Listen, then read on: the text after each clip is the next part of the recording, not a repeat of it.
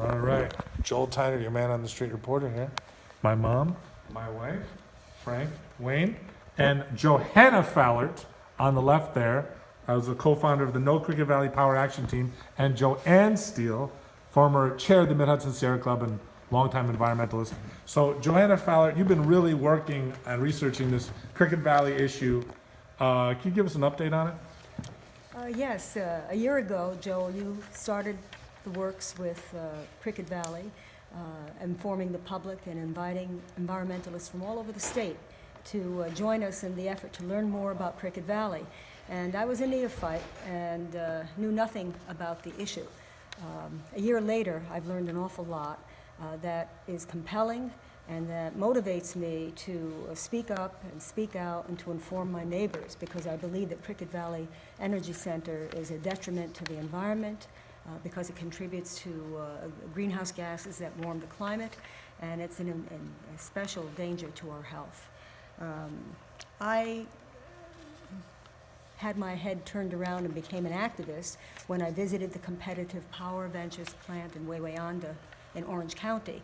And when I listened to the stories of third-generation farmers whose land was destroyed by the pipelines that were pushed through, and I listened to a man from Dimock, Pennsylvania, who had gases coming up from his wells, and it took years for the DEC to show up, and he developed cancer. It was a mind blower for me, and since that time, I've become an activist. I decided then that I had to learn more about Dutchess County's first power plant facility that is underway. It was started last June in 2017, and it will be one of the largest facilities in the Northeast. It's an 1,100 megawatt fracked gas power plant. And the CPV is only 650 megawatts, so this is bad in Dutchess County. Yes, it is. It's nearly twice as big. I guess I'm going to focus mostly about what I've learned about the Environmental Protection Agency regulations and what their standards for air quality are and why they're deficient in protecting us. Criteria pollutants are the only air pollutants that, with national air quality standards, that define the allowable concentrations of these substances in the air. But we know that additional chemicals that are harmful to your health are emitted from the smokestacks of power plants. Carbon monoxide, lead, nitrogen dioxide, ozone, particulate matter, and sulfur dioxide are the criteria pollutants. The EPA standards don't reduce risks to people to a zero level. They only reduce them to an adequate measure of safety for the general population. Now, who determines what adequate is? It's very judgmental. The EPA also acknowledges that even the general standards aren't strong enough to protect kids, to protect the elderly, to protect those with chronic heart and lung conditions, and they're not good enough to protect unborn babies carried in their mother's wombs. Nor does the Environmental Protection Agency address the issue of the health effect of multiple toxic pollutants on your body at the same time. I mean, when it comes out of the smokestack and it's carbon dioxide and it's nitrogen oxide hitting you at the same time, what does that do? The EPA doesn't tell you. So, in 2012, when Cricket Valley was approved, all the public documents that were published by the DEC indicated that Cricket Valley will be a major source of nitrogen oxide and volatile organic compounds, both of which are precursors to ozone. Now, smog is a form of air pollution that's particularly hazardous on hot days, and those two chemicals are precursors to smog pollution. Why should you worry about smoggy days? Well, according to the EPA, it can be dangerous to breathe in too much ozone. It's an irritant and it has a negative effect on your lungs. Now, who's going to protect New Yorkers from Cricket Valley and from pollution in general? In January, our Governor Cuomo, filed a lawsuit against the EPA for failing to enforce the standards that cause smog pollution in states upwind of New York. Who's protecting the people of Dover when it has its Cricket Valley Energy Center in 2020? The children, the elderly, the unborn babies of pregnant women, and the folks with already compromised immune systems will not be protected. The governor is suing for pollution entering New York from hundreds of miles away, and yet he's allowing this Cricket Valley Energy Center to be built in Dutchess County. What are we doing about CVEC? The people in Dover are divided over the issue because they have some construction jobs and they have benefits to their schools. The DC legislature in 2012 approved of Cricket Valley.